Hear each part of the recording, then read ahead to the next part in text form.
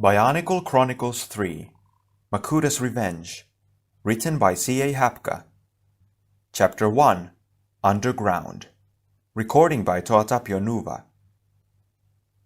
Deep beneath the island of Mata Nui, in a cavern so far below the surface that no ray of light had ever pierced its darkness, a pair of glowing red eyes stared out of a huge shadowy face. Unblinking, the eyes turned upward, seeing far beyond what lay before them, through rock and earth and sand, all the way to the distant sunlit surface. "So," a deep, ominous voice breathed into the empty cave. "Toa, you have defeated the Bohrok swarms, as it was foreseen, and in doing so, you have called forth the instrument of your own doom." The red eyes blinked and narrowed. "And though the prophecies of the Matoran may sing of the Toa's might, we shall soon see that even the spirit of a hero can be broken." The dark voice sounded pleased. "The time has come. Time to awaken the next protectors of Mata Nui's slumber. It is left to them to avenge the defeat of their Bohrok brothers, and to preserve things as they should be, as they must be, forever. Chapter 2 Symbols and Secrets. "Look out below!" Pohatu Nuva glanced up as he stepped out into the sandy main street of the desert village of Pokoro. A hail of stone rained down from the wall that surrounded the village. "Good job," he called to the workers atop the wall. "At this rate, you'll have this section of the wall repaired before sunset." "Thank you for the kind words, Toa," one of the workers called back. Pohatu glanced at Turaga Anawa, the leader of the village, who had followed him outside. "They'd better be careful about calling me Toa like that," he joked. "Especially when Toa Tahu is listening. It's supposed to be Toa Nuva now." Anawa chuckled. "Indeed," he agreed.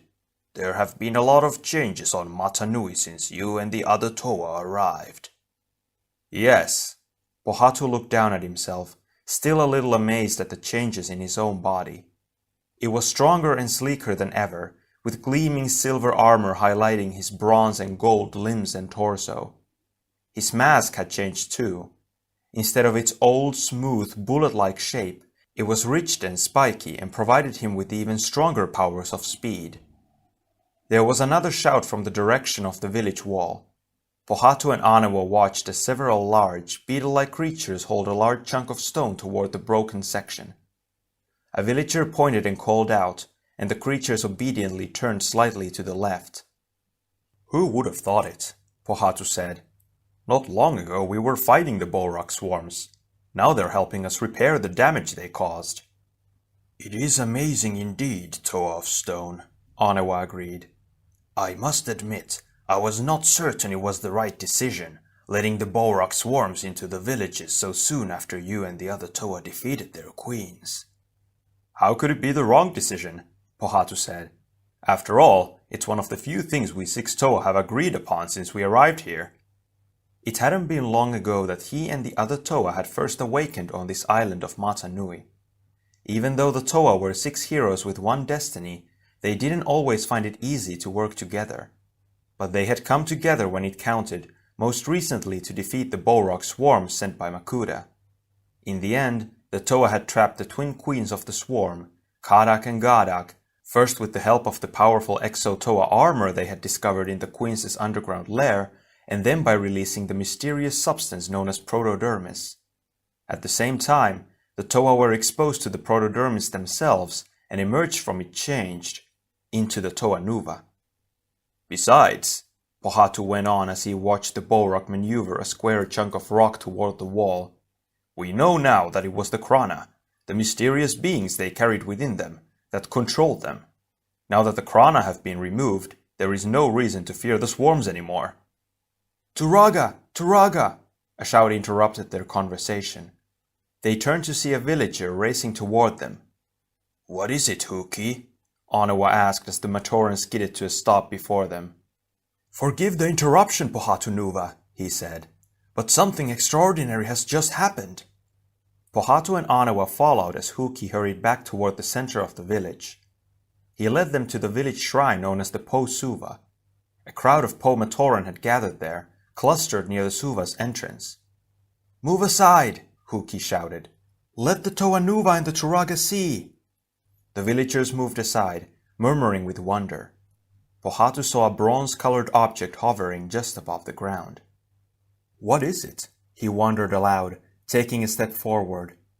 It was about the size of his mask, with carved lines forming an angular pattern in its smooth surface. Turaga Anawa took in a sharp breath. "What?" Pohatu glanced at him. "Do you know what that thing is?" The Turaga frowned and began to tremble. "It is as it was foreseen." Tahu Nuva, the Toa of Fire, watched as Turaga Vakama set the strange object into a niche in the wall of the Ta Suva, the village's sacred shrine. "I still don't understand what it is," he said. "You say it's an icon, a symbol of my power. But what is its purpose? Where did it come from?" "That cannot be said, Tahu Nuva," Vakama replied, bowing before the icon.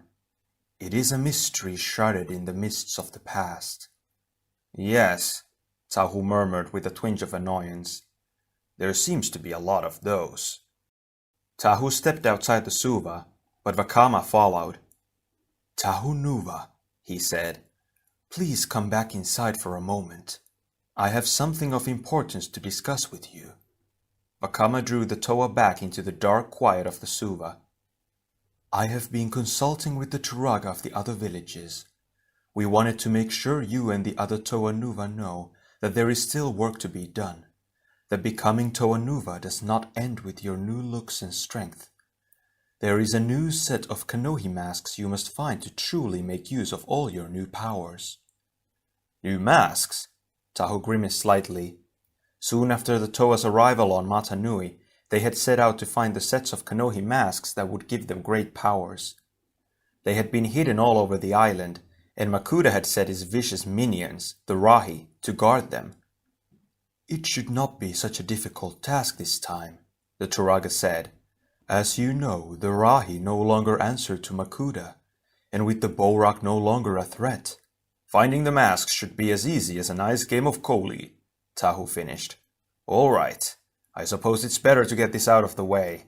Can you manage here without me for a while?" "Of course," Vakama replied. "But—" His voice trailed off. "Yes, what is it?" Tahu did his best to keep impatience out of his voice.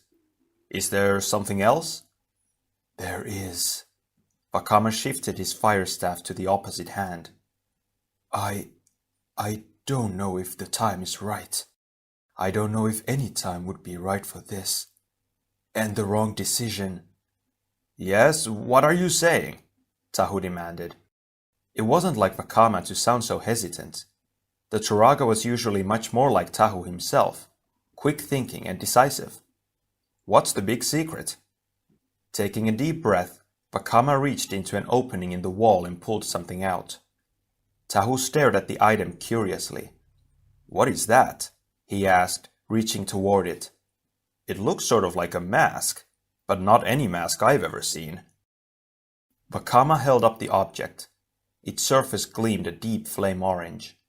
"It is a mask," Vakama said, his voice low and reverent. "The Kanohi Vahi, the great mask of time.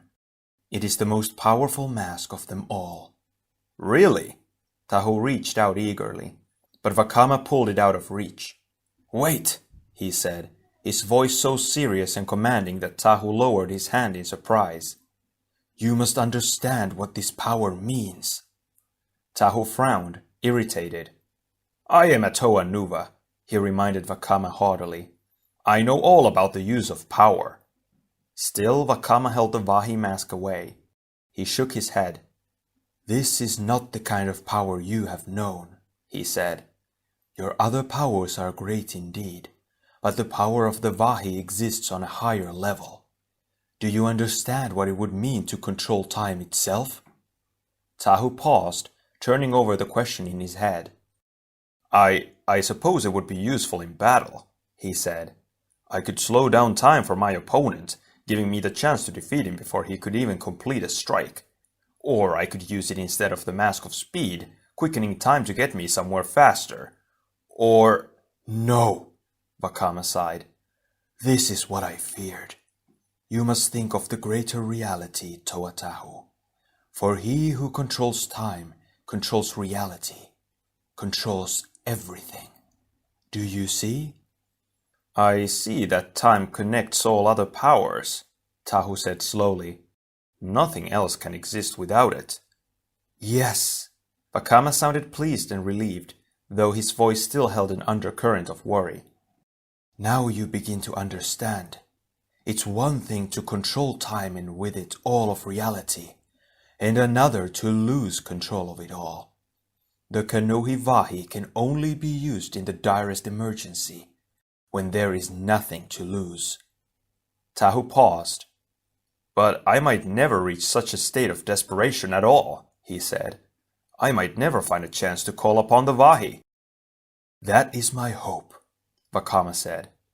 In fact, I think it would be better if the other Toa never know you hold it unless you need to use it. Can you accept that, Tahu Nuva? Tahu thought for a moment, struggling with the idea. To have the most powerful mask of all and never to use it, never to let on that it existed. Could he really maintain such a secret? Why me? He blurted. Why should I be the one to be given this responsibility? Why does anything on Mata Nui happen as it does? Vakama responded. We cannot know. We can only accept our destiny. Tahu sighed. Unity, duty, destiny. Such were the ideas the Matoran lived by. He glanced at Vakama, who was watching him carefully.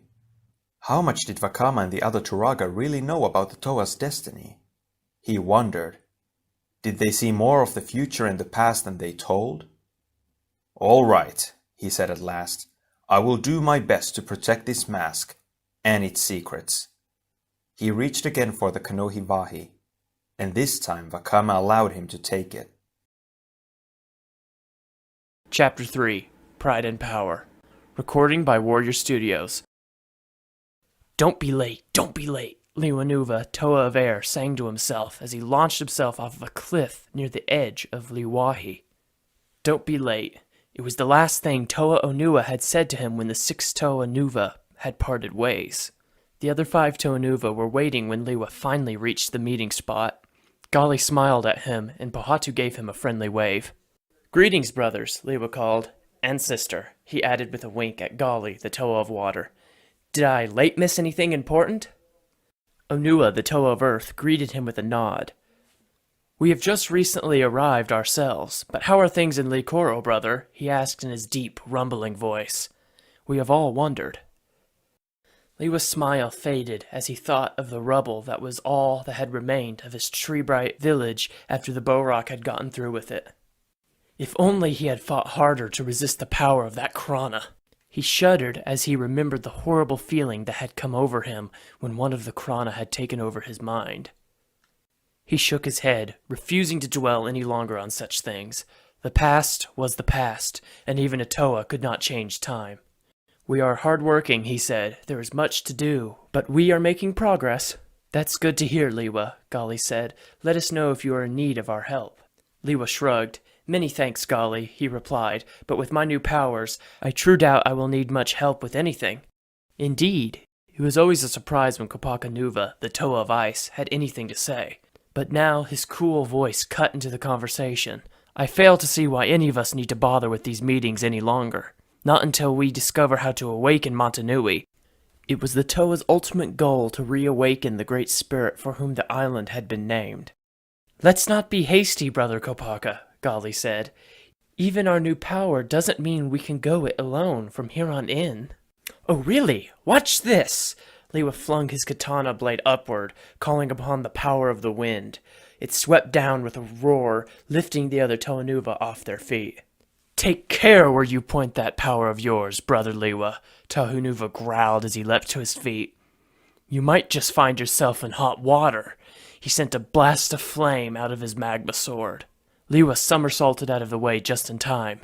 "Is that the best you can do, Tahu Nuva?" Before long, all the Toa Nuva had joined in, each trying to overwhelm the others with a show of his or her new powers. Pohatu unleashed a tornado of stones. Onua started an avalanche on a nearby slope. Tahu and Kopaka battled with their opposing powers of heat and cold. Even Gali sent a mighty flood gushing out of her new aqua axes. Finally, though, the Toa Nuva lost interest in the game. "Well, that was fun," Pohatu said breathlessly. "What will we do for an encore?" Gali looked sheepish. "As Toa Nuva, we have greater control than before," she said. "It's a shame we cannot control our tempers as well." "We're all on edge, Gali," Pohatu said soothingly. "The struggle with Kadak and Gadak, our transformation into the Toa Nuva, not to mention rebuilding our villages," Liwa added, his mind wandering back to Likoro. His hands quivered slightly, impatient to get back to work, helping with the repairs. "Maybe it would be best for us to go our separate ways for now," Tahu put in. "Our villages need us more than we need one another." "I agree," Kopaka said. "This alliance is no longer necessary." Gali looked dismayed. "Split apart? Again? Have we learned nothing from the past?"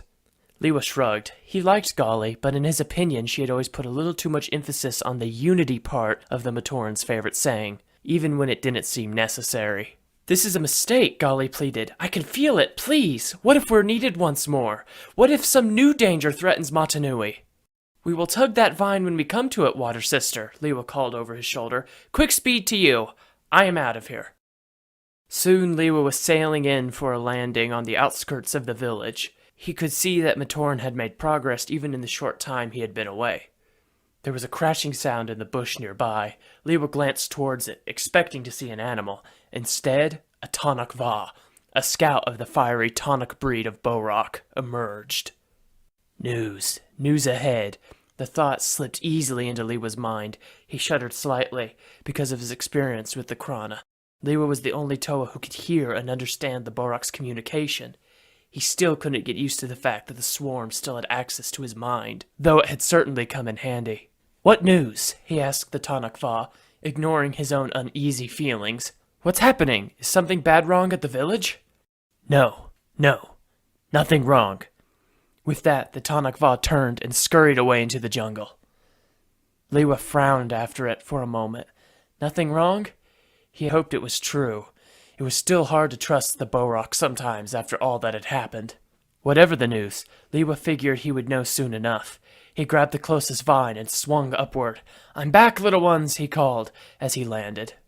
He need not have bothered. The entire population of the village was already gathered nearby. The Limatoran let out a cheer. "Welcome back, Toa," Turaga Matau called. "We have been waiting for you. We just finished repairing your Suva, and we can finally put your power icon in its proper place, in the heart of the village." Liwa nodded. He had nearly forgotten about the strange floating symbol that had appeared out of nowhere earlier that day. "And don't forget the celebration!" a voice shouted from the crowd. "A celebration?" Liwa said. "What are we waiting for? Let's get started!" A cheer rang out from the gathered villagers. Soon someone was playing a lively tune on a Madu shell xylophone, and Matoran were dancing, leaping, and swinging playfully on nearby vines. Turaga Matau put a hand on Liwa's arm. "Before you join the party, would you like to see the Suva?" he asked. "Sure," Liwa replied. He followed the Turaga to a mound-shaped structure at the center of the village. Inside, the woven walls allowed only a dim glow of soothing green light to seep in from outside. At the center of the small, round room was a solid stone shelf. A niche had been cut into the stone. Resting in it was the symbol. Liwa gazed at it curiously. It was square and intricately carved out of a greenish stone-like substance. Where had it come from? What did it mean? He didn't wonder about it for long. "Very nice," he told the Turaga, "but enough symbol gazing. Let's get out there and have some party fun." Soon he and Matau rejoined the gleeful crowd on the platform. As he danced and laughed along with his villagers, Liwa could feel some of the tension of the recent battles draining away. If only stuffy old Kopaka could see us now, Liwa thought with a grin. Or any of the others, for that fact matter. No one knows how to rest fun like a Limatoran.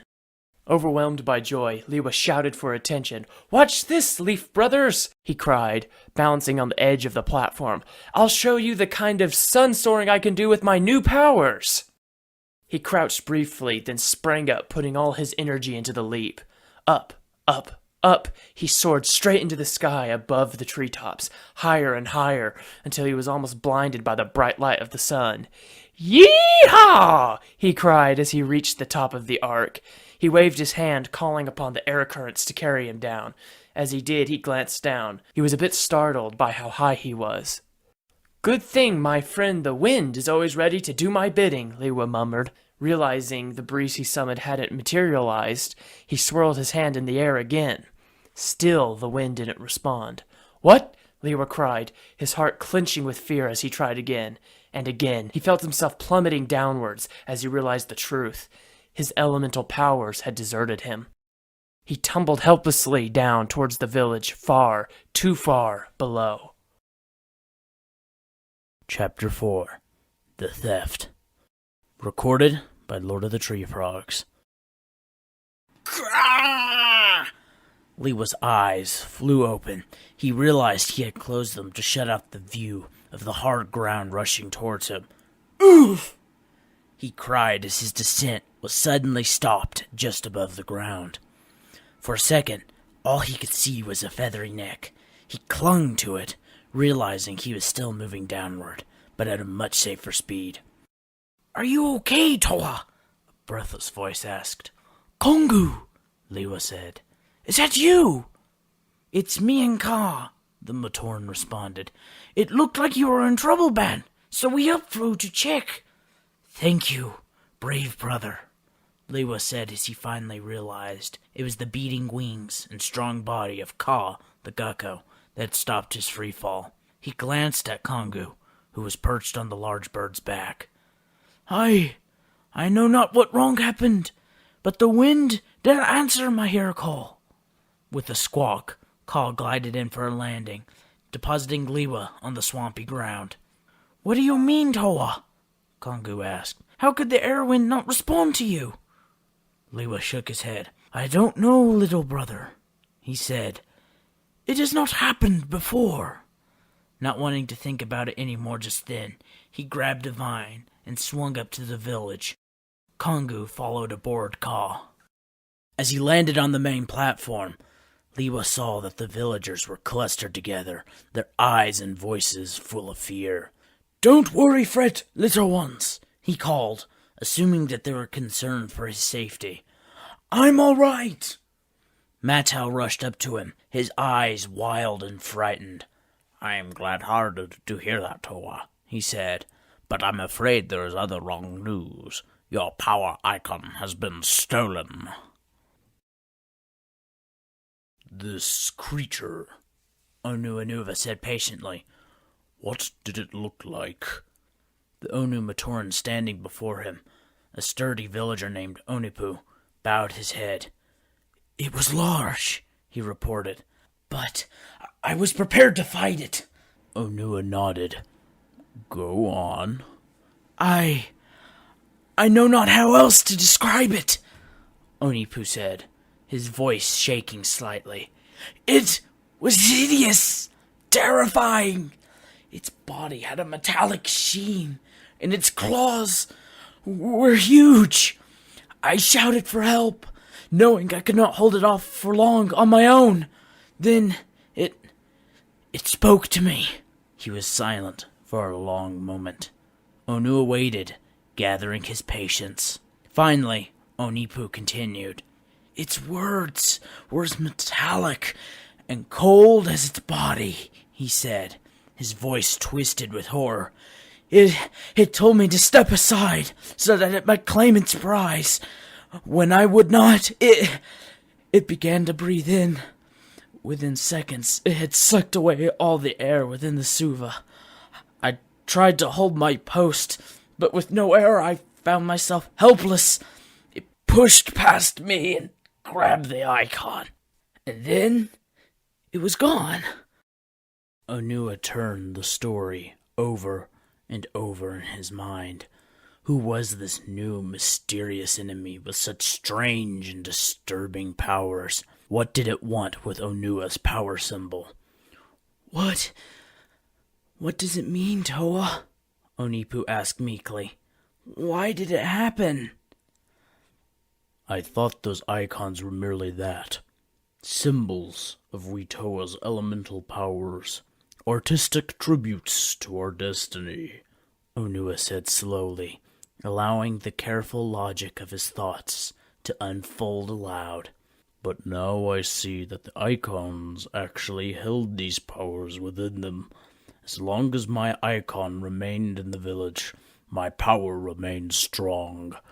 Now that the symbol is gone, so are my powers. It was an uncomfortable feeling. Onua was accustomed to being the strongest of the strong.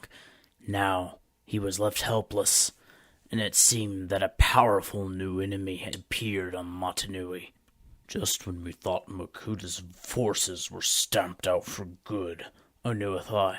He recalled Golly's words earlier that day. As usual, she would have been right. She had been the only one with the wisdom to realize that Makuta would not be finished with them yet. What should we do now? Onipu asked. Should I call out the useful forces and go after the thief? Not just yet, Onua said. Go tell the Turaga what has happened. I better check in with the other Toanuva. Together, we will decide what to do. Chapter 5. The Chase. Recording by Turaganuva. Kopakanuva glided slowly down the snowy slope, reminding himself to be careful. While he could still ski, he no longer had the ability to control the ice beneath his feet. That skill had deserted him, along with all the rest of them. It's beginning to seem that Golly's earlier worries were well-founded, he thought bleakly. Our split seemed almost too easy this time, as if it were destined to happen, or as if someone or something wanted it to happen. He still couldn't believe that his elemental powers had suddenly deserted him. It was only thanks to his determination, and the help of Turaganuju, that he had survived his sudden tumble off of a crumbling ice bridge. As soon as he had heard that the Ice Toa's powers were gone, the Turaga had suggested that Kopaka seek out the others. If it had happened to all of them, well, there was no telling what might become of Mata Nui in that case. Before long, Kopaka left the snow behind and climbed down to the Toa's usual meeting place. To his relief, both Pohatunuva and Tahunuva were waiting for him in the clearing. I guess this means the icon thief has struck in Kokoro too, Ice Brother, Pohatu said by way of greeting. Kopaka nodded. Whoever or whatever this foe may be, it will regret stealing our powers, Tahu raged. I will make sure of that. He raised his magma sword for emphasis. Instead of its usual flickering flame, the sword merely smoked weakly. Anger will not help us, Kopaka pointed out. We need to unite, to form a plan. Tahu let out a short, disbelieving laugh. Has the thief stolen my hearing as well? He exclaimed. I would swear that I just heard Kopaka, the Toa of doing his own thing, suggest that we unite. Brothers, Pohatu pleaded. Enough with the petty disagreements. We have enough problems without that. Let's try to work together here, okay? Good advice at any time.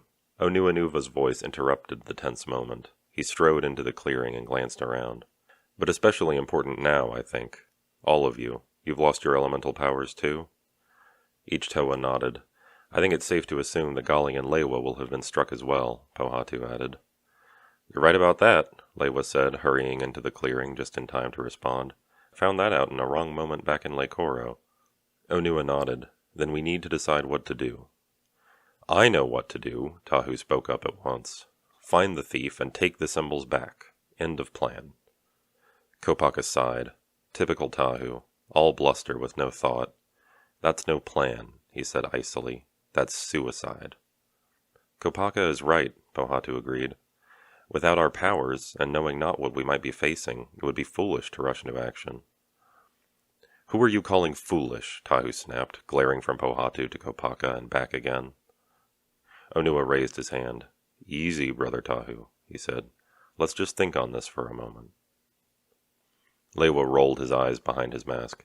Yes, a moment, he quipped, or a day. Or a month. With all due respect, Brother Onua, if we spent as much time wait-thinking as you would like, we'd never get anything done at all. Kopaka winced as Onua frowned. Lewa often spoke without thinking, but rarely did he purposely insult anyone. It was clear that the loss of powers was setting all of them on edge. Where is Sister Gali? He wondered. She's usually the only one who can make peace at such a moment. As if responding to his thought, Gali raced into the clearing at that very moment. "Brothers!" she cried breathlessly. "Good, you're all here. I have news." "We know," Pohatu said. "Symbol stolen, powers gone, blah, blah, blah. Old news." Gali shook her head. "Not that," she said. "I already heard from a messenger that the thief struck all of us. Or rather, the thieves." "There is more than one creature stealing our powers?" Onua asked. "Yes," Gali replied, leaning on her aqua axe for support as she caught her breath. "My village guards were as helpless as yours before the intruder. It disabled them by filling the Suva with electricity that pinned them to the walls. But others say they saw what happened and followed, and tracked it to the edge of Pauahi, where they saw it join with 2 others like it." "What are we waiting for?" Tahu hoisted his sword. "Let's get to Pauahi."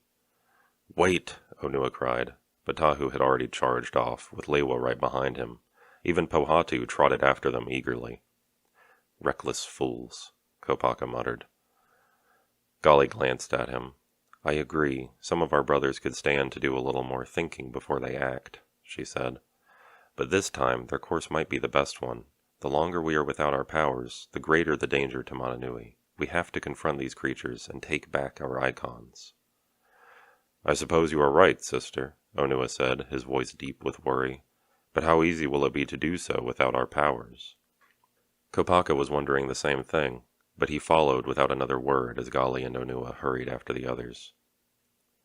Soon the 6 Toanuva were moving as a group through the open, rocky pass between the northern section of Lewahi and the eastern slopes of Mount Ihu. "We should at least try to be prepared for what we will face when we find the thieves," Onua pointed out as he hurried along near the back of the group. "The least we can do is share what information we have. What did your Matoran see? What tools did the creatures use against them?" Each Toanuva described everything he or she knew in turn. Tahu reported that the creature in his village had disabled the guards with a wall of intense sound, so loud it had cracked the walls of the Suva. The creature that had stolen Lewa's icon had used a strong magnetic force to push away the Lei Matoran. In Onua's village, the weapon of choice had been a vacuum power that had sucked all of the air out of the Suva. Pohatu had lost his symbol to a creature that had thrown off such an intense heat that everything around it turned instantly to plasma. And Gali had already mentioned the electricity used against her villagers. When his turn came, Kopaka briefly described the way one of the creatures had affected gravity, making the Komatoran guard's limbs and body too heavy to move. "It sounds like there may be 6 separate attackers, not 3, he finished. 6 enemies and 6 of us." 3 or 6, 3 dozen or 600, it matters not, Tahu said with a shrug. "We must face them down no matter what." With that, he hurried forward to the end of the pass. Beyond lay the open, sweeping vista of the great northern desert. "Now which way path do we take?" Lewa wondered. Onua pointed. "I would say we go that way."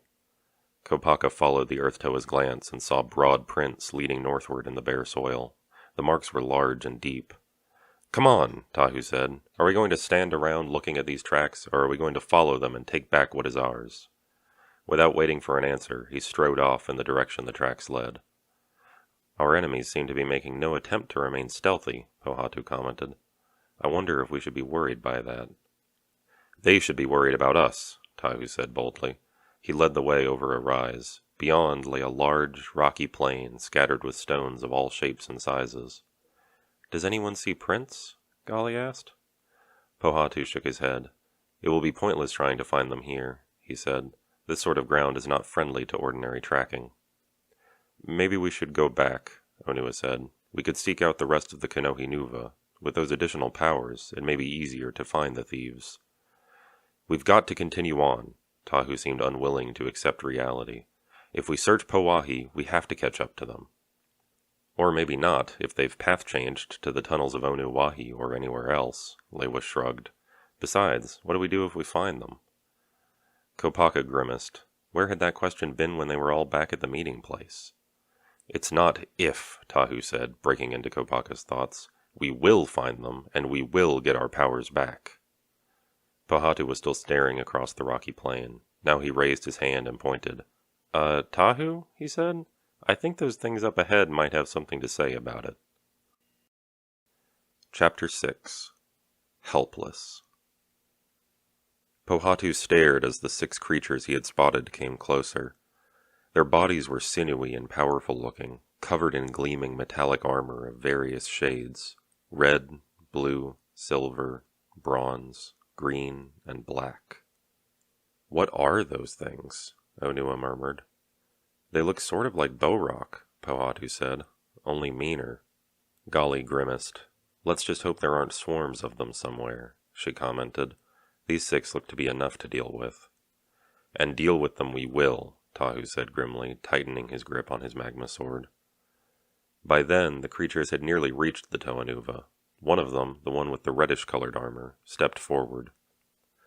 We are the Bohrok Kal, it announced in a hard, smooth voice. We search for Kadak and Gadak, queens of the swarms. Pohatu's eyes widened in surprise. The queens? So he had been right. These must be a strange sort of Bohrok. The original swarms had been controlled by the queens, but these creatures seemed to function all on their own. Tell us where you have hidden the Barrag, and then stand aside. We have no wish to harm helpless foes. Helpless? Lewa exclaimed, charging forward. Toanuva are never helpless. The Bohrok Kal raised its greenish metal shield. No amount of speed can save you from my magnetic force, it said coldly as a wave of power rippled out from the shield's surface. Lewa was stopped in place so quickly that he nearly toppled over. My feet, Lewa cried. Magnetized to the ground. I can't move. Onua grabbed an enormous boulder and lifted it above his head. Even without his elemental powers, his strength remained awesome. Before he could throw the boulder, another Bohrok Kal lifted its shield and sent a wave of concentrated power toward it.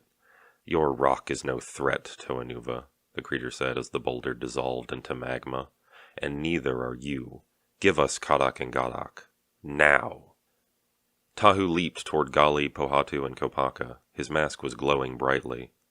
The mask of shielding will protect us for now, Tahu said as his mask's force field surrounded himself and the other 3 Toa. Bohrok Kal, your quest must fail. The creatures you seek have vanished from Mata Nui. You lie, the black Bohrok Kal hissed. They are here, and we will find them. Your shield cannot stand before the crushing power of gravity, Tahu Nuva. A second later, Tahu hit the ground hard. Gali gasped as she saw him struggling to lift his sword. His weight, multiplied 100-fold by the Bohrok Kal's gravity power, crushed the stones beneath it as he sank into the ground. Tahu! Gali cried, horrified to see the bold and powerful fire Toa made so helpless. The shield is down, Kopaka said grimly. Defend yourselves, Toanuva. There can be no defense against Tanak Kal's electricity, the reddish Bohrok Kal said. Or Korok Kal's sonic power, the silvery one hissed. And Levok Kal's vacuum blast, the greenish creature added. Gali gulped.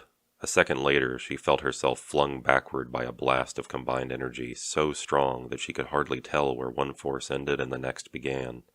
Air, electricity, sound, all surrounded and overwhelmed her, filling her mind and body so that, for a long moment, they seemed to cease to exist. Chapter 7. The Search. Recording by the First Shadow. Tahu opened his eyes and sat up, unsure how much time had passed. There was no sign of the Bohrok Kal anywhere. Beside him, Lewa began to stir. Ugh, he said blearily. What happened? I believe we have just been given a warning by the Bohrok Kal, Onua said heavily, pushing himself upright. They obviously do not want us interfering with their search. Tahu scowled. No? He cried, jumping to his feet. Well, the Bohrok Kal will pay for daring to challenge the Toanuva. We shall... Tahu, Gali cut him off. By this time, all 6 Toa were awake, sitting up and testing their limbs for injury. This is no time to worry about our pride. If they find Kadak and Gadak and free them, the Bohrok swarms will strike again. But how do we stop them? Pohatu sounded worried. Our powers are gone. Tahu noticed that Lewa's eyes were clouded and his expression slightly pained. What is it, brother? He asked with concern. Are you hurt? Lewa shook his head. No, it's not that, he said. It's just... His voice trailed off hesitantly. What? Tahu asked sharply, not liking the look in Lewa's eyes. It reminded him of the way the air Toa had looked after being taken over by the Bohrok swarms. Tell us what's wrong. It was an order, not a suggestion. Fine, fine, Lewa said. Don't get your swords in a muddle twist. I could be dream thinking it from the blow, but I thought I heard something. From the Bohrok Kal. Heard something? Gali repeated with interest. What do you mean? Lewa shrugged. Communication. Thought talk, he said. Like that of the Krana. Pahatu blinked in surprise. Are you saying there are Krana inside these Bohrok Kal, controlling them just as there were in the Bohrok? That would make sense, Kopaka pointed out. These Bohrok Kal seem to be related to the Bohrok somehow. They share the same goal. Not exactly, Gali said. After all, Bohrok Kal don't seem interested in damaging anything. They left the villages untouched. They're trying to frighten us, Lewa said. To make us run so we won't try to stop them. Kopaka scowled. No one makes me run, he said coldly. No one. For once, Tahu agreed with the Ice Toa. Enough talk, he said. Gali, you, Pahatu, and Onua, go back to the Bohrok nest. See if you can discover what happened to Kadak and Gadak. Kopaka, Lewa, and I will keep after the Bohrok Kal. See if we can slow them down. I suggest we all keep our eyes out for Kanohi Nuva masks, Onua said as he joined Gali and Pahatu. With our elemental energies gone, we need all the help we can get. Onua was troubled as he followed Gali and Pahatu, heading for the entrance to the Barag's nest. How are we supposed to do it? He thought uneasily. How are we supposed to fulfill our destiny to protect Mata Nui when our greatest powers have been taken from us? Gali glanced over her shoulder at him. This is a momentous challenge that we face, brother, she commented. Perhaps the greatest test yet of our resolve. Shading his eyes against the glare of the sun, Onua smiled at her. He had often noticed that the toe of water could all but read others' thoughts at times. Yes, he agreed. It will not be easy, but we cannot falter. All of Mata Nui depends on us. The weakness this time may lie in the Krana Kal, Gali pointed out. They could be controlling the Bohrok Kal just as the Krana controlled the regular swarms. Onua nodded. I was thinking about that too, he said.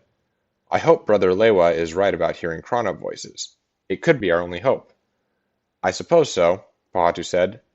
If we can figure out a way to separate the Krana Kal from the Bohrok Kal, we just might... Hush, Onua broke in, picking up a sound from somewhere up ahead. A second later, something large and fast-moving crashed into sight from around a bend in the riverbed. It was the reddish-colored Bohrok Kal, the one known as the Tanakh Kal. Stand aside, Toa Nuva, it hissed loudly as it came. You are in my way. We will not, said Pahatu boldly. If you want to go this way, you'll have to go through us. Onua stepped up beside him, as did Gali.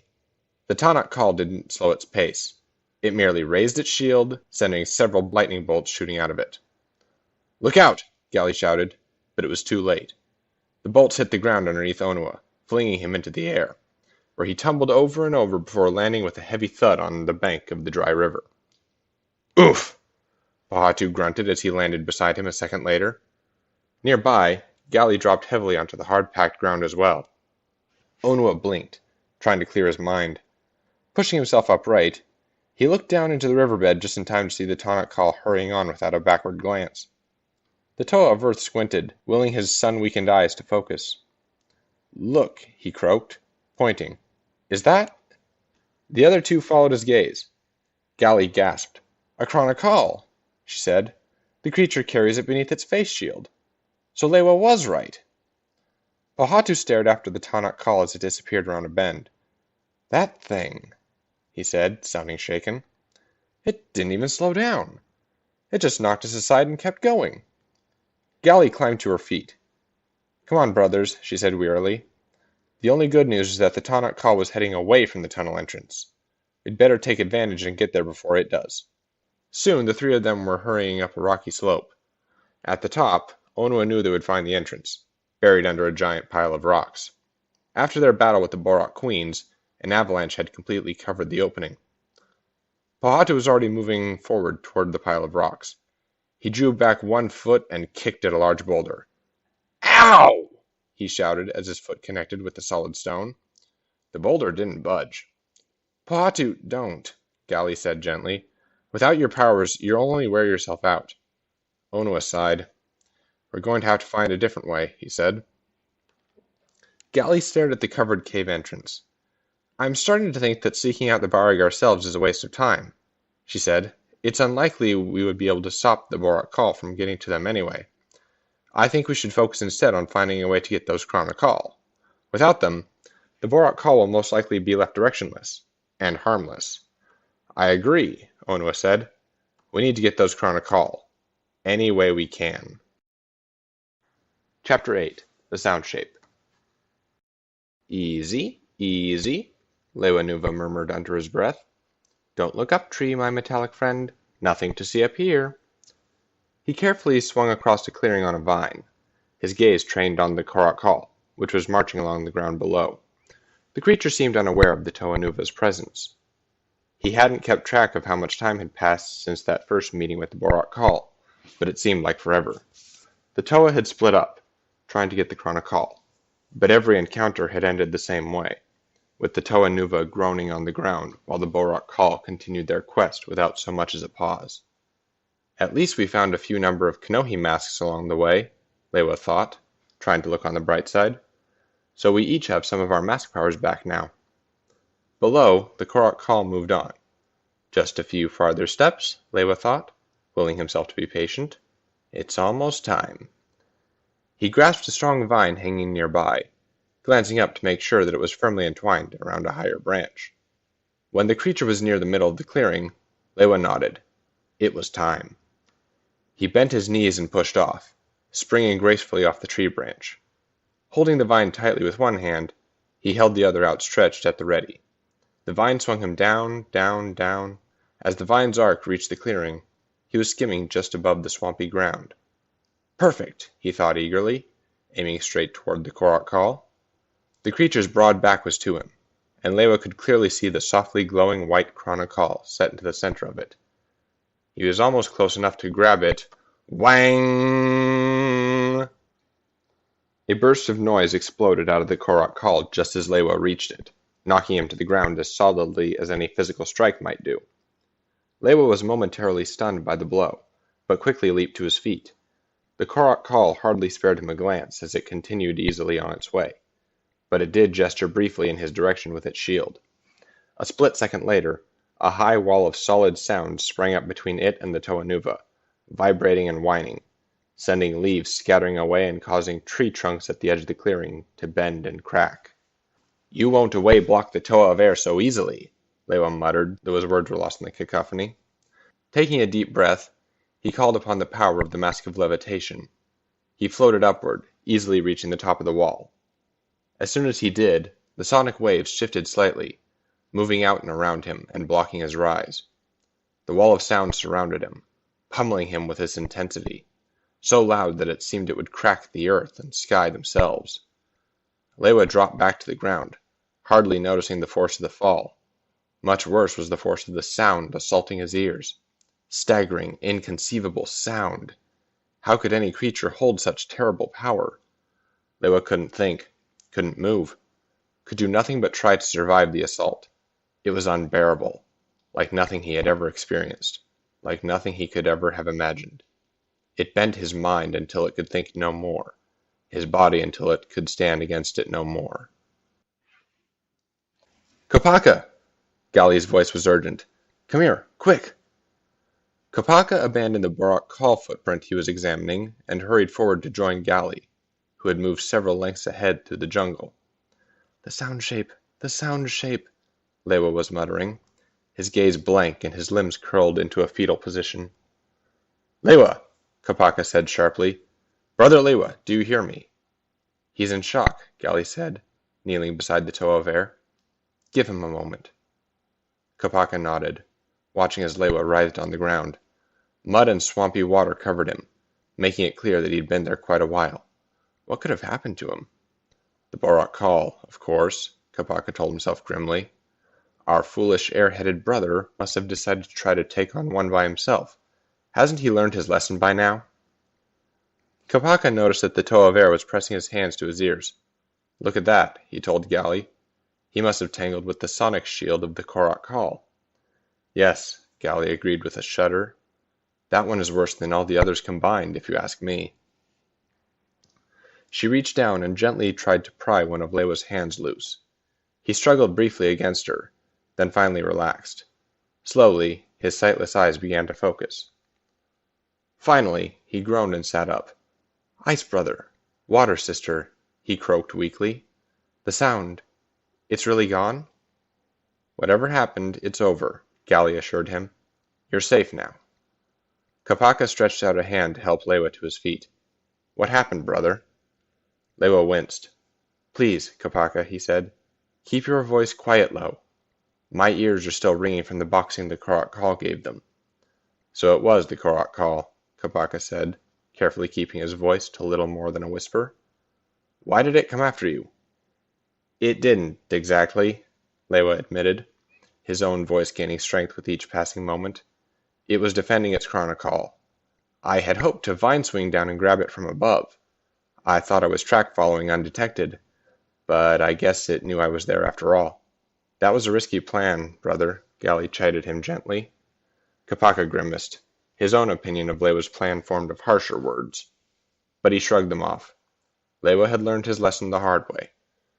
What do we do now? He asked instead. The more we see of this enemy, the stronger it seems. Ever true, brother, Lewa agreed.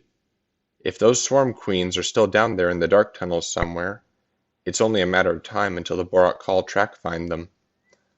Kopaka glanced at him, surprised at the normally cheerful Toanuva's pessimistic words. We can't give up, he reminded him. No matter what, we have to do all we can to protect Mata Nui. It is our destiny. I know that ever well, cold brother, Lewa retorted. But how does it help save Mata Nui to let ourselves be crushed by the Bohrok Kal? We have tried many plans, yet nothing can stop them. Gali cleared her throat. Wait, brothers, she said quietly. There is one thing we haven't tried yet. Chapter 9. The Agony of Defeat. This time I won't stop until I have your chronicle, monster, Tahu shouted as he landed atop a ridge just 3 lengths from the Bohrok Kal. The creature paused and glanced back toward him. Then it turned away, its bronze-shaded chronicle seeming to mock him. Don't turn your back on me, Bohrok Kal, Tahu howled, raising his magma sword and charging after the creature. I've come for a fight, and a fight I will have. The creature merely raised its shield, deflecting Tahu's blows easily. Then it pointed the shield towards the ground. Seconds later, the hardened and cooled magma had melted into a boiling puddle of fresh lava. Tahu felt himself sinking into the newly created lava puddle. To his surprise, he could feel the burning sensation of the boiling lava on his feet and legs. He leaped backward, landing on the solid ground behind him. Steam rose from his feet. Uh-oh, he thought in horror. I didn't realize that my ability to withstand intense heat had deserted me along with my other elemental powers. Are you through with me yet, O great Toa? The Bohrok Kal taunted. The creature's scornful tone only fanned the flames of Tahu's anger. Believe me, when I'm through with you, you won't have to ask. This time, the Bohrok Kal took a step toward him as it raised its shield. The wave of heat that rippled out from the shield surrounded Tahu, filling his body with searing fire. Tahu realized all he had to do was fall back again and the heat would stop. All he had to do was retreat, but he couldn't. That would mean letting the Bohrok Kal win, giving up. So this monster wants to fight me with my own element, he thought as the fire filled his body, seeming to burn him up from the inside out. Fine, then let it do its worst. Better to burn out than to give up. Toa Tahu! A voice shouted from somewhere nearby. Distracted, the Bohrok Kal turned, at the same time shifting the aim of its shield. Tahu slumped to the ground, gasping at the sudden disappearance of the pain. As he collapsed, he glanced up and saw Jala, the head of the Takoran guard. Several other automatons stood behind him. The Bohrok Kal watched the newcomers approach. Is this your rescue party, Toa? It hissed with amusement. They're a little on the puny side. Leave us alone, creature, Jala shouted boldly. The Bohrok Kal gazed at the Matoran. I have no quarrel with any of you, weak ones, it said. Your hot-headed Toa is the one who wished to test my powers. With that, it turned and moved on along the ridge. Tahu pushed himself to a sitting position as Jala kneeled beside him. Are you all right, Toa Tahu? The Matoran asked with concern. Tahu pushed aside his helping hand. I'm fine, he said brusquely, climbing to his feet, and I'll be even better once I take care of that thing. Toa, Jala cried, grabbing his arm. Please stop. You'll get yourself hurt. Better that than living as a coward, Tahu snapped, shaking off the Matoran's grip. You have no right, Jala shouted, anger in his voice. Tahu stopped short, blinking in surprise. Slowly, he turned to face the Matoran. Jala's eyes behind their mask were defiant. What did you say to me?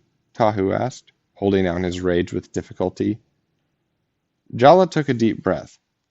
I said, you have no right, he said. You have no right to sacrifice yourself. You have a duty to us, to Mata Nui. Your destiny doesn't allow room for personal pride. Tahu couldn't help being impressed by the Matoran's courage in speaking out so boldly. Of course, it seems like just about everyone is taking things into their own hands lately, he thought with a flash of annoyance. He had been unpleasantly surprised when he'd first heard that Onua had decided to change plans without consulting him.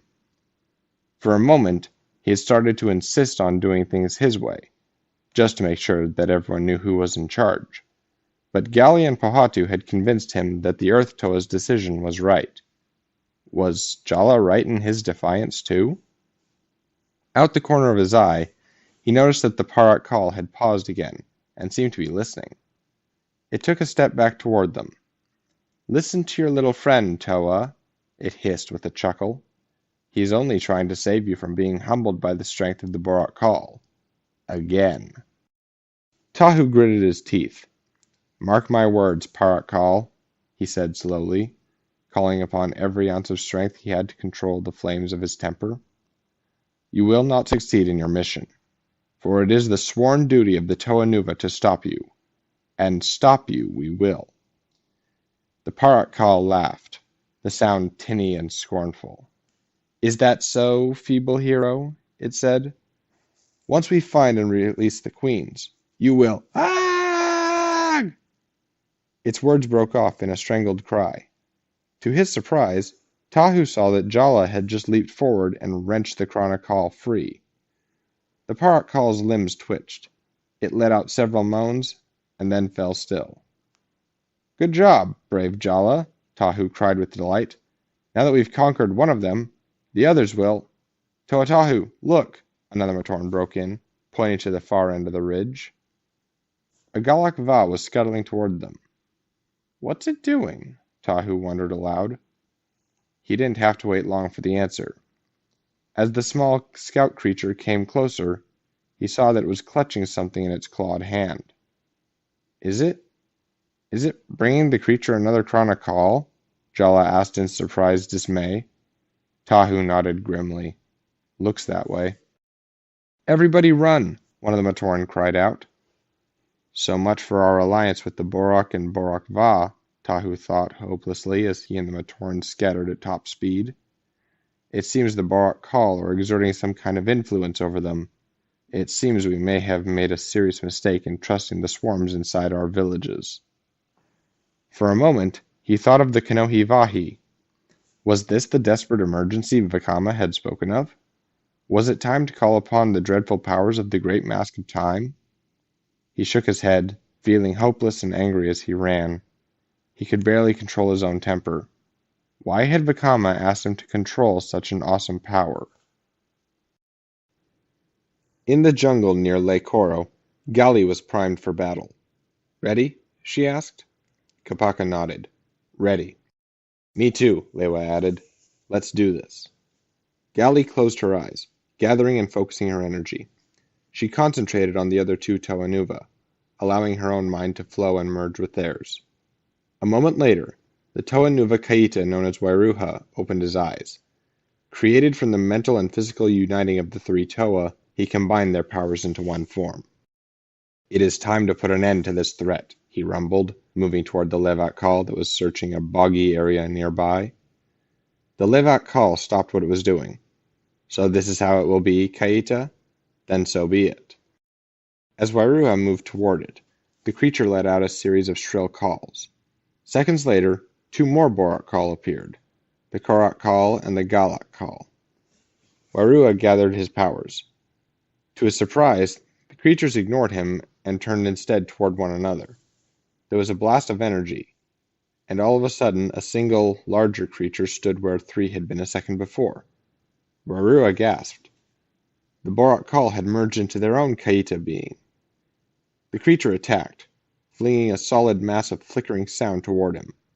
Wairuha ducked, but it was too late. The orb caught him and trapped him within an airless, magnetized vortex of sound. Every part of his body was pulled toward every other part by the intense magnetic field, while his mouth gasped for air and his mind shrieked against the pummeling scream of sound. "No," Wairuha thought, struggling to retain consciousness. "Must fight against—" "Oof!" Kopaka grunted as he hit the ground a second later, flung out of the unity by the force of the attack. Nearby, the Bohrok Kal Kaita dissolved its own merging, returning to three separate forms. "That was almost fun," the Levat Kal said with a metallic laugh. "Yes," the Bohrok Kal responded, "but we must not think of that. We have to find the queens." The three creatures turned away from one another, and without further discussion, scuttled off in different directions. Kopaka watched them go as the strength slowly seeped back into his body. Finally, he was able to lift his arms, testing them for injury. "That was not fun," he said succinctly. "Not even a little," Lewa agreed, his voice heavy. "If even the Toa Nuva Kaita can't stand against these creatures, what hope is there?" Kopaka had to agree with him. No matter how he looked at it, there seemed to be no solution. The Toa Nuva could not stop the Bohrok Kal. They couldn't even slow them down. "Is this the end?" he wondered hopelessly. "Is it our destiny to fall before this unstoppable enemy? To fail in our duty to protect Mata Nui?" He glanced over at Gali, expecting her to protest against the Air Toa's pessimistic words. But Gali merely shook her head, her expression downcast. "I fear that at this point, all we can hope is that the creature's search will turn out to be fruitless," she commented wearily. "That Karak and Garak really are gone for good, as we had hoped." Kopaka nodded along with Lewa, but he had his doubts. In the depths of the earth far below, the waiting dark figure laughed, for he had sensed the Toa's words. "Giving up so soon, mighty heroes?" he cried with delight, though he knew the Toa could not hear him. "The endless tales and legends of the Turaga surely did not foresee this, did they? But I am not surprised. The Toa may be hailed as heroes, but they are as flawed as any Matoran. Flawed and weak and frightened before this more powerful enemy. And so their story seems to be reaching its end. At last."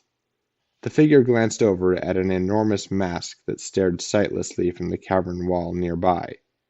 He nodded thoughtfully as he gazed at it, his red eyes glowing more brightly than ever. "Fear not, brother," he said. "As long as I am here, nothing will ever disturb you." Chapter 10 A New Hope. Recording by Toatapio Nuva. "Are you two going to tell me what this is about?" Tahunuva asked. Pohatu Nuva could tell that the Fire Toa was reaching the end of his meager store of patience. "Soon, brother," he said soothingly. "It will be easier to discuss it when we're all together." Onua, who was in the lead, glanced over his shoulder and nodded. "A Matoran told us he saw Gali, Lewa, and Kopaka here in the jungle. We should be with them shortly." Tahu sighed loudly, but didn't protest further. Pohatu was relieved. If what he and Onua had just learned was true, the Toa Nuva had much more important things to do than bicker among themselves. Soon they heard voices through the trees, and a moment later the other three Toa Nuva emerged in a clearing. Gali spotted them first. "Brothers," she called, hurrying toward them. "We were just talking about coming to find you. We've had a rather disturbing experience that we thought you should hear about." "You're not the only ones," Pohatu replied. "Wait until you hear what Onua and I found out." "Yes," Tahu said irritably. "I have been waiting for that. Too long." Onua nodded at Gali and the other two Toa Nuva who had just hurried up behind her. "Why don't you three go first?" he suggested. "Well, it all began with Gali's idea plan," Lewa said. "See, she and Kopaka had just help found me after I had a tangle with the Bohrok Kal, and—" "Why don't we try the short version of the story?" Kopaka interrupted. "We merged into Wairuha. 3 Bohrok Kal formed their own Kaida. They beat us." Lewa rolled his eyes. "Some storyteller you are," he muttered. Pohatu hardly heard him. He was too shocked by what Kopaka had just said. "The Toa Nuva Kaida!" he exclaimed. "And it was no match for the Bohrok Kal?" "Not even close," Gali admitted. "Its power, it was astonishing. It disunited us, leaving us helpless.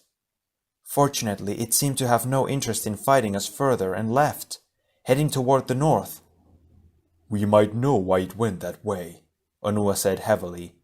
"Come, let's walk that direction ourselves as we talk. You'll understand why in a moment. Pohatu, why don't you tell them what we learned?" Pohatu nodded. "With all due respect to Brother Kopaka, I think I'll tell the medium-length version of the story," he said. He went on to describe how he and Onua had tracked the Bohrok Kal to the beach on the eastern shore of the island. They had hidden in the woods nearby and concocted a plan to disable it by reflecting its lightning bolts back over its head toward a tall tree behind the creature. For once, the plan had worked perfectly, and the tree had cracked and fallen right on the Bohrok Kal, trapping it. The 2 Toa Nuva had been able to remove the Chronicle from the creature with little trouble. "Then the Chronicle spoke to us," Pohatu continued. "It told us we were already too late, that the Bohrok Kal had learned where Kadak and Gadak were trapped." Lewa gasped. "But we were so sure that the Swarm Queens were no more," he exclaimed. "We mentioned that to the Chronicle," Onua said wryly. "It seemed quite convinced that we were wrong." Pohatu nodded. "The Bohrok swarms have left the villages where they were working. All of them seem to be heading back to their nest, as if obeying a command." Onua nodded. "If we're to have any hope of protecting Mata Nui, we've got to get there before them," he said. "That's why we're heading north, to Powahi." By this time the group had reached the edge of the jungle. "So we're going back to the tunnel entrance?" Gali asked. "But we've already been there. The tunnel was filled in with rocks." "Yes, we know," Pohatu said. "But we have most of our Kanohi Nuva now. We might be able to push through somehow, or dig a shortcut into the lair, just so long as we get down there before the Bohrok Kal find their way underground." "What good will that do?" Lewa asked, vaulting over a low wall of tumbled stones. "Don't you think they can easily win below ground as well as above it?" Kopaka was looking thoughtful. "I know," he spoke up. "The Exo-Toa." "That's right," Pohatu said. "We don't have our powers, but the Exo-Toa armor will give us strength if we can reach them in time." The others nodded. They all remembered the giant suits of armor that they had encountered underground. The Exo-Toa armor had helped them trap Kadak and Gadak. The last they had seen it, it was still there near the Barak's lair. There was little conversation as the group continued across the plains and deserts of Powahi, each deep in his or her own thoughts. Finally they reached the base of the hill leading to the cave entrance. "Almost there," Tahu commented. He led the way up the slope. A moment later all 6 Toa Nuva stopped short, staring in surprise at the sight before them. The huge pile of rocks that had covered the entrance the last time they'd seen it was gone, completely melted. The entrance yawned open, leading down into the darkness. Chapter 11. Tahu's Decision. Kopaka glanced toward the hole in the floor of the underground chamber. How long had it been since Lewa had levitated down through it? To distract himself, he looked around the underground chamber. It hadn't changed much since the last time he had seen it, just after the defeat of the Barag. The only real difference was the jagged hole burned into the floor. Onua was standing near the hole, his head tipped to one side. "Do you hear something?" Gali smiled. "None of us have the sensitive hearing you do, brother," she reminded him. "What do you hear?" "I'm not sure," Onua frowned, leaning closer to the hole. "Strange, faraway sounds, like shattering glass or stone. I hope Lewa is okay. Maybe we shouldn't have let him go down alone." "He's the best of all of us at moving quickly and silently," Pohatu reminded him. "Anyway, if he doesn't return soon, we can—" "Ever bad sight news," Lewa said, popping up out of the hole so suddenly that the waiting Toa Nuva all jumped in surprise. He sounded breathless, and his eyes were wide and worried. "The Bohrok Kal are down cave all right. Their group standing cube front with their icon loot, and the heart-like Exo-Toa is downfalling ever quick, and—" "Wait," Onua cut him off. "Brother, slow down. What are you telling us?" Lewa took a deep breath. "True sorry," he said. "It's just that what I saw was so scary bad. The Exo-Toa, they were watchguarding the Barak's prison. By themselves." Kopaka blinked in surprise. The suits of armor, they could act on their own? "Are you sure?" he asked Lewa. "True sure," Lewa replied. "They were fighting against the Bohrok Kal, but having sorry bad luck at it. I saw the creatures destroy most of the Exo-Toa before I hurry left to come back." "I see," she said. "What was that you said about a cube?" "Oh," Lewa said quickly. "There was a cube, a light-glowing, air-hovering thing. It was in front of the dark cavern. I couldn't see what was inside the cavern, but I can dread guess." "Kadak and Gadak," Pohatu said solemnly, voicing what all were thinking. Lewa nodded. "The cube had shape-carved spaces on each side," he said. "A perfect fit for the power symbols that were stolen from us." "That must be why the Bohrok Kal wanted the icons," Onua said, his eyes lighting up with realization. "They must need to fit them into that cube in order to release the Barag. It's like a lock of some kind." "This is bad," Kopaka said. "We'd better get down there and do whatever we can to stop them." "How?" Pohatu wondered. "We still don't have our powers. It sounds like we don't even have the Exo-Toa option anymore. All we have is a few paltry mask powers." "Yes, a few mask powers," Gali said. "And our wits. And our duty." Tahu strode toward the hole. "And that will have to be enough." A few paltry mask powers, Tahu thought as he levitated down the long dark tunnel. If the others only knew about the not-so-paltry mask power I hold. But is now finally the time to reveal it? He thought back to that moment in the Suva in Takoro. He could almost hear Wakama's solemn words echoing in his head. "He who controls time controls reality, controls everything." Tahu grimaced. Was he ready to control everything? Could anyone ever be truly ready for that, even a powerful Toa Nuva? Tahu slowed his descent as the lower cavern came into view. All 6 of the Bohrok Kal were there, gathered around the floating cube. What was left of the Exo-Toa lay scattered on the stone floor nearby. Most of the suits had been pulled to pieces. "There must be something we can do," Gali said.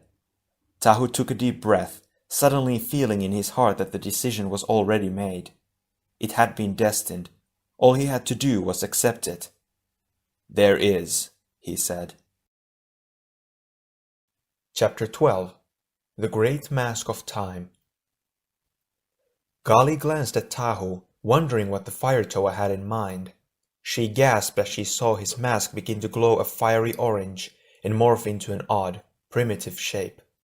"Tahu!" she exclaimed. "What are you doing?" "Something I hoped I would never have to do," Tahu replied hollowly. "Something that could mean the end of everything. I call upon the Great Mask of Time." Gali felt her heart constrict with terror. "Then you may have doomed us all," she whispered bleakly. She was distracted by an echoing voice drifting up from the cavern below. "Free us, my children," it wailed joyfully. "Yes, A second voice joined the first. "Unlock this prison, my children, and set us free." "The Bohrok Queens," Tahu said. "I'm going in." Without waiting for agreement, he levitated downward. Gali followed along with the other Toa. Soon she was low enough to see into the cavern beyond the cube, where the enormous, monstrous forms of Kadak and Gadak were barely visible beyond a hazy wall. The Bohrok soon spotted the Toa Nuva as well. "You are too late," Kadak howled, her words slightly garbled by the mass of protodermis that was holding her hostage. As her feet touched the stone floor, Gali glanced worriedly at Tahu. He was standing beside her, his head bowed in concentration. "Gali, I must use this power," he said. "I must master it, or all is lost." "But if you fail," she said urgently, "Mata Nui will fall. All of reality may be undone." The Vahi glowed brightly. "Then I will not fail," Tahu said grimly. Gali held her breath as a ripple of energy radiated out from Tahu's mask. The air seemed to quiver as the time energy moved through it. The Vahi's energy struck the Bohrok Kal just as they raised their clawed arms to move the icons into place. Their movement slowed more and more until the motion was barely perceptible. "It's working!" Onua cried in relief. For a moment, Gali shared his joy. Then she glanced at Tahu. His hands were clenched into fists, and every muscle of his body quivered uncontrollably. "I can't hold back time much longer," Tahu gasped, his voice twisted with exertion. "Go!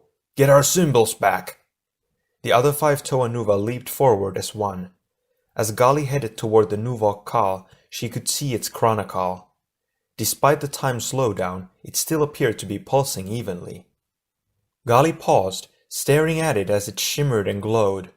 Was the time mutation playing tricks with her eyes, or was it changing? "Hold on," she said to the others. "Something's happening. Their Chronicle are changing, turning silver." Kopaka moved forward for a better look. He was stopped a short distance away, as if he'd just run into a wall. "A field of energy surrounds them," he said grimly. "In the final moments before they complete their task, they must be protected from all harm. Even the slowing of time could not stop it." "Forgive me if I test your theory," Onua said, hurling the chunk of stone at the Bohrok Kal with all his might. Zzz! The stone struck the force field and disintegrated. Gali shook her head worriedly as she glanced at Tahu, who was still shaking with the effort to control the great mask of time. Lewa shuddered. "It's over," he said. "Even when we still had our powers, we were barely able to fight snare the Bohrok at their ordinary strength. We've failed. Failed our villages, our people." For once, words seemed to desert the Air Toa, and he merely shook his head to complete his point. Gali glanced around the group. The other Toa Nuva looked just as dejected as Lewa. Onua was staring in disbelief at the spot where the stone had disintegrated. Nearby, Pohatu was shifting his weight nervously from one foot to the other. Kopaka said nothing as usual, staring fixedly at the Bohrok in their glutinous cage.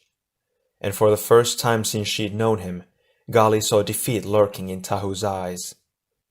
But Gali herself was not yet ready to give up. Unity, duty, destiny, so far the Matoran creed had never failed them. "Remember," she said thoughtfully, "we have always had the most success when we have been willing to dig deep inside our hearts and risk everything, even our very selves." Chapter 13. The Power Within. The other Toa stared at Gali, confused. "What do you mean?" Pohatu asked her. "Our powers," Gali explained, her eyes lighting with hope. "If the essence of our powers is housed in those symbols, maybe we can use that against the Bohrok Kal." Tahu stared at her as the power of the Vahi began to waver and weaken. Tahu himself was weakening also. "How?" he asked, pushing out the single word with effort. "We need to pool our willpower," Gali said. "Reach out to our symbols, even if it means freeing the Bohrok Kal from the Vahi." Tahu shook his head, not understanding. He was tired, so tired. Perhaps it was time to give up, to allow the Vahi to overwhelm him. Tahu, Kopaka said sharply. The mask. You have to set it away. Now. The Ice Toa's voice was always enough to set Tahu on edge. Now it broke through the haze in his mind. Who is he to tell me what to do? But Kopaka was right. The Vahi had served its purpose. Vahi, he croaked. Be gone! He nearly collapsed as the intense time power released him and the Vahi faded. Pohatu reached forward to catch him. Easy, brother, the Stone Toa said. There you go. Now come on, pull yourself together. We have work to do. Tahu nodded, pulling in a deep breath. I am ready, he said. The Bohrok Kal, released from the power of the Vahi, were beginning to stir. Hurry, Onua said urgently. We don't have much time. The Toa Nuva turned to face the cube. Tahu could already feel his strength flowing back into him. He gathered that energy, pushing it outward toward the power symbols. Around him, he could feel the other Toa Nuva doing the same. Tahu had never felt such an intense wave of energy. But would it work? Would their combined power stop the Bohrok Kal? A glow surrounded the Toa, growing brighter with every passing second. Slowly, the glow took separate form, moving forward toward the Bohrok Kal. It neared the force field surrounding the Bohrok Kal, which their Chronicle were still holding steady. Concentrate, Tahu urged the others. We must break through. He could see that the power symbols were beginning to glow in response to the Toa Nuva's energy. The glow pulsed outward, surrounding the Bohrok Kal. What is happening? The Nuva Kal said in its metallic voice. I feel stronger. The Toa Nuva symbols are feeding us energy. I hope this works, Tahu thought, as the Bohrok Kal all pulled the icons back from the cube, gazing at them in wonder. If not, we might have given the enemy even more power than it already had. The Leva Kal held up its icon. Yes, it said. Kadak and Gadak do not need the swarms. With this power, we can return Mata Nui to the before time. No, Gadak howled. My children, do not be distracted from your task. But the Bohrok Kal seemed not to hear her. We will rule beside the Barak, the Galak Kal cried, its body pulsing. We will...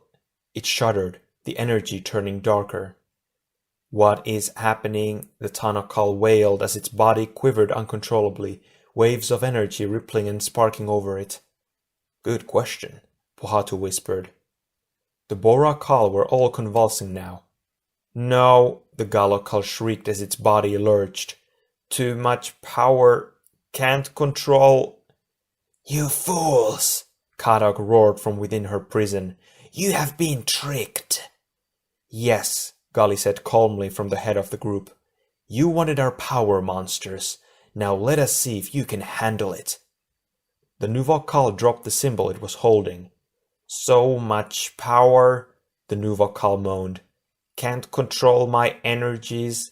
Gravity crushing me. Tahu gasped as the Nuva Kal's powerful body began to crumple and fold in upon itself. He's throwing out an uncontrolled gravity field. It's going to crush him. Barak, aid us, the Nuva Kal pleaded, its voice distorted by the weight crushing down on it. Before it is too late. The last word trailed off into nothingness. The gravitational force had finally overwhelmed it, compressing the creature into a miniature black hole in the middle of the chamber. Lewa gasped. It's away gone, he murmured in amazement. Tahu didn't respond. He was watching the Bohrok Kal, which was struggling against its own power overload. It had hurled its Toa Nuva icon away, but it was too late. The Bohrok Kal's armored body was glowing with a plasma-fueled heat, so intense that the stone floor started to melt beneath its feet. I will contain this power. The Bohrok Kal sounded drippy and slow, as if it too were melting. I am Bohrok Kal. I cannot be defeated. But a moment later, the floor beneath the Bohrok Kal gave way entirely, and the creature dropped away through it, out of sight. Tahu glanced toward the cube just in time to see the Galak Kal stepping toward it, one of the power icons still clutched in its hand. Uh-oh, Tahu said, pointing.